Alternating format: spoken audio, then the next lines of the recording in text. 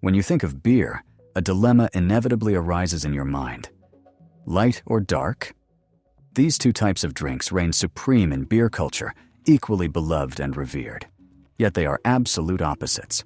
Both have rich histories, deep traditions, and loyal followings.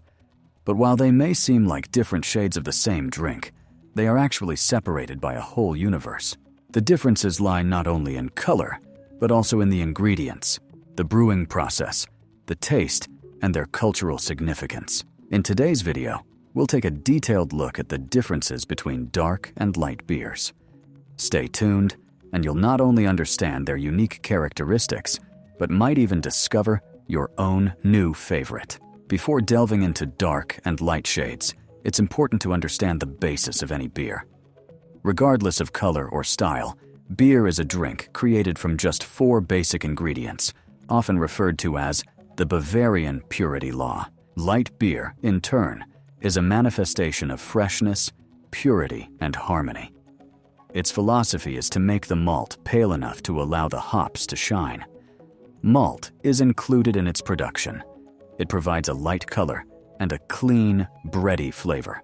The proportion of other, darker malts is minimal or absent altogether. Hops also play a key role. Noble European varieties, such as Saaz, are often used, or modern American varieties like Citra and Cascade, which impart bright, herbal, citrusy, or floral aromas. Hops are added later in the boil to preserve their aroma. And what would beer be without yeast and water? They also play a vital role. After the barley grain is germinated, it is then the malt is quickly dried at relatively low temperatures. This keeps the malt pale, preventing its color from darkening. The resulting flavor is clean, light, and grainy. This provides the perfect foundation for the hops to shine and add freshness. Dark beer, on the other hand, is a drink that isn't afraid to be complex and rich. Its flavor is a direct reflection of the fire and mastery of the malt roasting process. The basic ingredients in this style of beer remain exactly the same, but the malt is radically different, as it can have completely different flavors. For example, chocolate, caramel, or even roasted barley. Unlike light beer, the brewing process here is significantly different, as the grains of various malts undergo prolonged drying or roasting at high temperatures, much like coffee beans. But it is precisely this process that creates the characteristic dark color and imparts flavors of chocolate, coffee, caramel, toffee, and even toast. It can be concluded that malt is the star of dark beer, determining its richness and body. In simple terms, light beer is essentially pure barley that has undergone light drying, while dark beer is barley that has been roasted for maximum flavor and color. And it's these differences that greatly influence their distinct flavors. When it comes to the differences in flavor, dark beer is richer and also features distinct notes of roasted malt, caramel, and chocolate. Light beer, on the other hand, has a more light and refreshing flavor that pairs perfectly with fruity and floral aromas. This type of beer is ideal for hot summer weather, when you crave something refreshing and invigorating, which is more difficult to say about dark beer.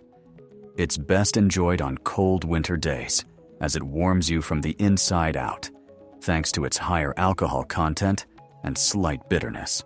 While we're on the topic of flavor, let's take a closer look at the notes and sensations that predominate in these drinks. Light beer primarily celebrates hops and carbonation, the so-called bubbles. It has distinct notes of bread, grain, grass, and even floral aromas. As we discussed earlier, it has a refreshing, crisp finish, with a pronounced, often dry, bitter aftertaste that compels you to take another sip. Dark beer, on the other hand, is a true dessert in a glass, dominated by malt. Based on the composition we discussed earlier, you can guess that its predominant flavors are caramel, toffee, cocoa, toasted wood, espresso, and various dried fruits. The finish is quite soft, rounded, with a pleasant sweetness and buttery texture. Hops often take a back seat to support the malt base. Beer's history spans thousands of years. But the modern distinction between light and dark beer is largely driven by technology. Light beer as we know it only became truly popular in the 19th century with the development of several things, most notably lager yeast. This is a bottom-fermenting yeast that prefers cold temperatures and works more slowly. It produces a clean, neutral flavor. And of course, refrigeration equipment became available. It became possible to control low temperatures for extended periods, hence the name, lager, to store. Allowed lagers, that is, light beer, to become the most widespread in the world. Dark beer, in turn, is much older. Before the invention of modern kilns, malted grains were always lightly smoked or darkened because they were dried over a fire. Thus, all beer in ancient times was dark. Over time, ales began to be produced. This top-fermented beer, ale yeast, with fruitier and more complex flavors. Porter and stout also emerged. These types emerged in England, London, in the 18th century, and became the drink of the working class, gaining popularity due to their rich flavor and nutritional value. Thus, light beer grew out of a desire for purity and efficiency, and dark beer grew out of centuries of tradition and a rich, filling base. We've already discussed how ingredients, process, and food influence your choice. But did you know that even the way you pour your beer and the temperature at which you drink it completely changes the taste? This is our next, very important chapter, which definitively separates light and dark beers. Light beers, which are essentially thirst quenchers, require to be drunk ice cold, almost freezing.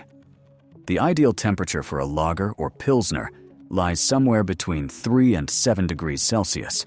This is necessary to highlight their hoppy sharpness, purity, and of course, refreshing carbonation. Those very bubbles. If a light lager is too warm, it can seem flat and overly malty, and its main attraction, freshness, will simply disappear. That's why it's often served in tall, narrow glasses. They help keep the beer cool and preserve the foam. But with dark beer, it's a completely different story. Dark beer is a drink to be savored and slowly appreciated, so it simply cannot be ice cold. Serving range: 10 or soit. Circ. Text: 10 to 14. Quizirk. Text: So, it's considered ideal, and strong stouts or porters can be enjoyed at room temperature. Why? Because cold kills complex aromas, and in dark beers, these notes, chocolate, coffee, caramel, dried fruit, are the main ones. Served too cold, you'll only experience heaviness and bitterness, but no depth. Only warmth reveals all the essential oils and layers that the yeast and roasted malt worked so hard to create. That's why wide, squat glasses, or tulip-shaped ones, are often chosen for dark beers. They allow the drink to warm slightly in your hand, and the wide neck helps concentrate all those wonderful aromas and direct them directly to your nose. It's essentially a ritual that takes time. While light beer can be downed in one gulp on a hot day, dark beer encourages you to slow down, inhale the aromas, take a sip, and appreciate its complexity. Thus, even in the culture of drinking and serving, we see this fundamental division. Light beer is about speed and freshness. Dark beer is about depth, warmth, and slowness. Both approaches are excellent and necessary in different situations, and this is what makes beer one of the most versatile drinks in the world. Whether you choose a clean, crisp lager or a dense, coffee-forward stout, you're participating in a millennia-old tradition that continues to evolve, especially in the era of the craft beer revolution. Remember, the main secret is to enjoy your choice, listening to the cues the drink itself gives you, and it will always tell you what it needs: warmth or cold, speed or slowness. We've already touched on temperature and glassware, but to truly appreciate the scale of the differences, we need to consider how these two great categories branch out within themselves, creating entire flavor realms. The pale realm, which many mistakenly consider monotonous, boasts a strict hierarchy and incredible diversity. For example, Pilsner is a Czech benchmark, very pale, with a crisp purity, and a dominant yet elegant herbal bitterness. This beer is for those who appreciate a sharp, dry finish. Next to it stands the softer and more common pale lager, the most popular beer in the world. Light, clean, with minimal bitterness, it's the perfect introduction to beer. And of course, we can't forget pale ale and its American cousin, IPA, India Pale Ale. These styles share the same pale malt base, but are a hop-forward manifesto, exploding with vibrant citrus, tropical, and pine aromas. So, pale beer isn't just a yellow drink. It's a palate where purity and hops can be soft or aggressive, but always refreshing. Meanwhile, the dark realm offers a completely different, much denser, and more layered palate. Let's start with porter, a rich, dark brown ale that already offers notes of caramel, toffee, and soft chocolate. Porter is a balanced, cozy, easy-to-drink dark beer. Moving up in richness, we encounter stout. The classic Irish stout is renowned for its roasted bitterness, reminiscent of dark chocolate or strong espresso, and that creamy, velvety texture that makes it so satisfying. But the most interesting thing is that dark beer doesn't always mean ale. There's also dark lager, also known as dunkel or Schwarzbier. This unique combination, a bottom-fermented dark beer that delivers the malty sweetness of a dark beer while maintaining the clean, restrained flavor profile of a lager. That's why dark lager is so smooth and balanced. There are no fruity esters of ale, just pure malty depth. So, the distinction between light and dark is not just a choice of color. It is the choice of an entire stylistic family, each with its own history, its own geography, and its own unique role on the beer table. You see, historically, our distinctions were black and white. But today, a brewery is a laboratory where boundaries are blurred every day. The main distinction is no longer in color, but in the brewer's philosophy. Take, for example, so-called craft hybrids. Once upon a time, dark beer meant malty sweetness, and light beer meant hop bitterness. But today we see, for example, black IPA. This is a beer that looks like a dark stout, but has a powerful, aggressive aroma and the bitterness of American hops that traditionally belongs to light IPAs. Brewers use special dark malts that impart color, but not a roasted flavor, and then overload the drink with citrusy hops. And it's a completely new experience. Or take a look at pale stout, which looks absolutely light, but tastes like a coffee dessert. Brewers achieve this by not using dark malt at all, but by adding real ingredients during the brewing process: roasted cocoa beans, coffee beans, or vanilla. In this case, the dark flavor is achieved through a light process, completely upending our understanding of color. Another important difference is the adjuncts. Traditional light beer, following the laws of purity, uses only 4 basic ingredients. Traditional dark beer is also relatively restrained, but modern light beer can now feature fruit flavors like mango or passion fruit, while dark beer can be aged in whiskey or bourbon barrels, adding oak, vanilla, and alcohol notes. Dark beer aged in barrels becomes even more complex and robust, evolving into an imperial style to be savored over the years, like fine cognac.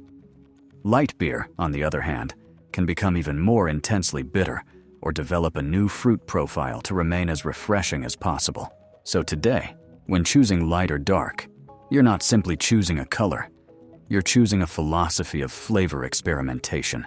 Light beers continue to strive for maximum freshness and hop aroma, while dark beers strive for maximum depth, sweetness, and complexity, often through aging or adjuncts that make them even more dessert-like. The bottom line: color is no longer the final judge in this debate, and this is perhaps the most exciting distinction we have today. But it's important to remember that water is the key ingredient in beer brewing. Many mistakenly consider it simply a solvent, but in fact, it's the unsung hero of brewing, and its chemical composition has historically determined where light and dark beers are produced. For example, the city of Pilsen in the Czech Republic the birthplace of Pilsner, has incredibly soft water. This mineral-free water allows the hops and malt to express themselves unimpeded, which was vital for creating that clean, crisp, pale lager. If Pilsen had hard water, the hops would become harsh and unpleasant. Conversely, London and Dublin, the centers of dark brewing, traditionally have hard water, rich in sulfates and carbonates. This hardness wonderfully helps accentuate the bitterness of roasted malt and is ideal for creating porters and stouts. It turns out that the location itself, the land itself, literally dictated what would produce the best beer. Soft water for a delicate light beer, hard water for a robust dark one. It's an ancient but crucial distinction. Another very important distinction to consider concerns carbonation and texture, which directly impacts how you experience the drink. Light beers, especially lagers and pilsners, tend to have very high carbonation. Remember how we talked about bubbles? They're key here. High carbon dioxide levels give light beers their characteristic sharpness, tongue tingle, and refreshing sensation.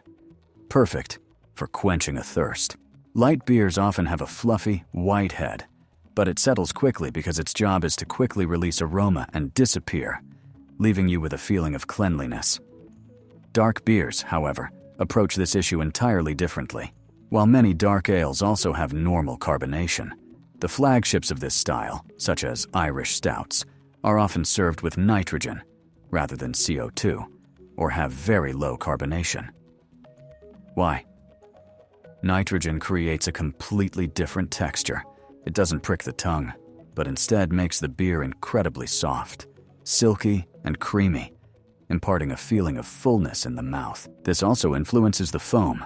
Nitrogen creates that famous, thick, persistent, creamy head that slowly descends, leaving a lace-like texture on the sides of the glass. Thus, light beers offer a prickly and sharp sensation aimed at refreshment, while dark beers offer a smooth and velvety sensation aimed at comfort and enjoyment.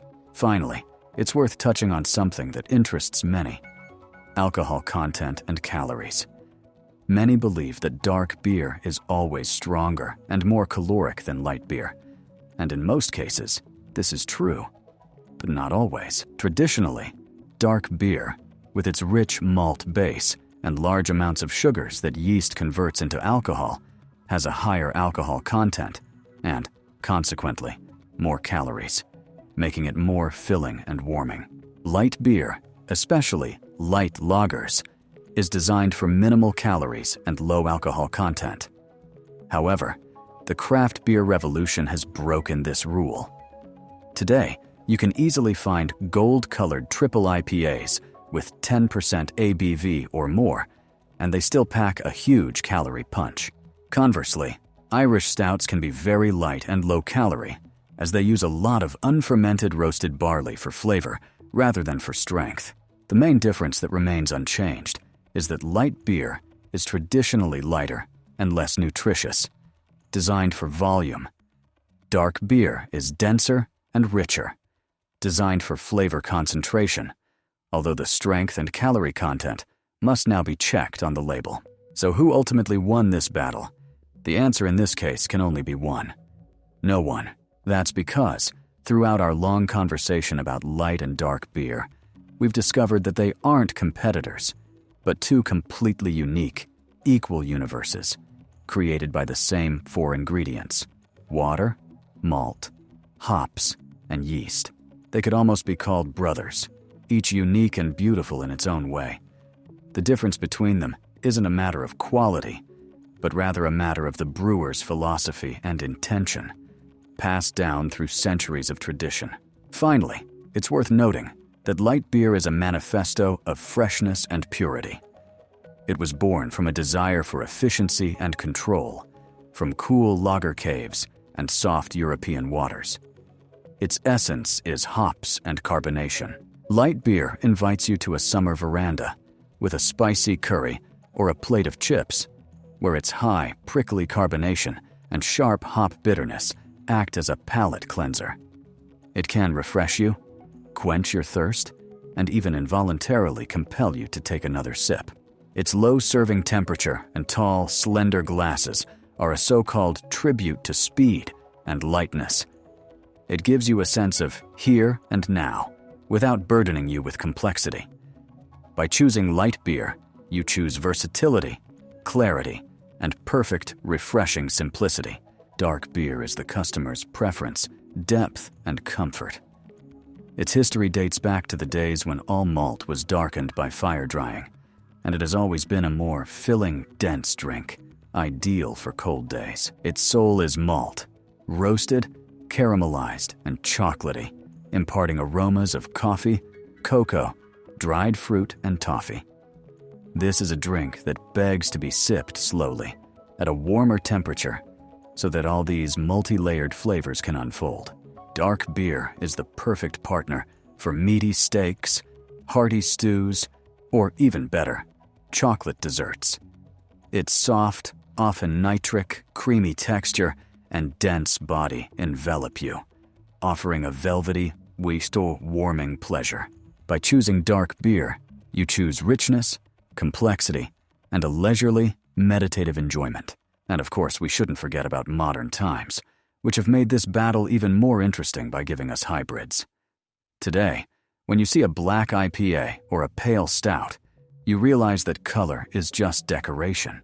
The main choice you face isn't black or white, but the unique mouthfeel it produces. Do you want a drink that invigorates and refreshes you, like a cold shower, in which case, look for a hop profile?